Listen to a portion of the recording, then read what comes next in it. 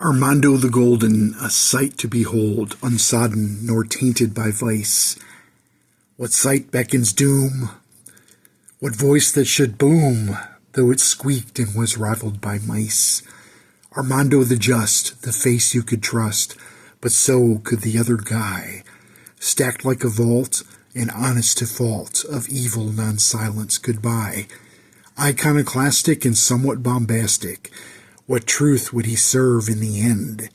For gathers and gains would be all in vain, should terror rule over the land. For who could foresee where blind honesty would lead, a trick for the devious to play?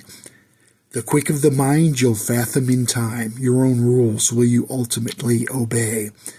Betrayal by the numbers, no spell you are under, of verbiage you'll be but a tool. Dispense with the zeal and stick with what's real, for fell honesty leaves you a fool. Of foresight consider one's actions hither, how may they change fellow destiny? Of short-sighted nature, blind honesty's strictures, gaze on and consider what is best to be. But no, not Armando, fast to his credo, for not to tell lie lest I die.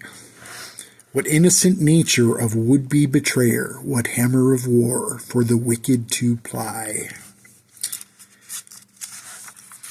Of divine glamour, the two-ended hammer, the intent of the hand that would wield it, for thus does explain the divine signatures ingrained, as smote into works of great evil.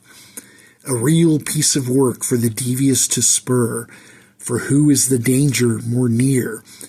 To himself thought old Fred, as the light came to end, I think I'll have but one more beer. To dispel any riot stood Morpheus the giant, in the corner of the bar by the door. A considerable brute, although somewhat mute, easy he was to extort. Lame at the tongue, he spoke to but one, in words Jana alone could decipher.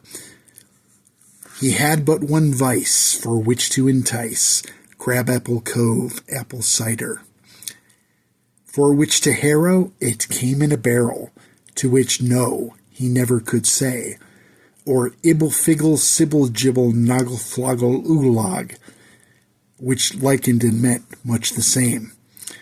He hailed from far west past the northern rim forest, as oceanside be by the sea, beyond goblin hills and primordial thrills, and wilderlands riddled with peace. Like June it grew wild with considerable guile, and incurable tenacious disease.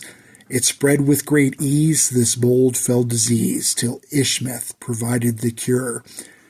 Fret not, for now this pox has gone south, what trials too soon will endure.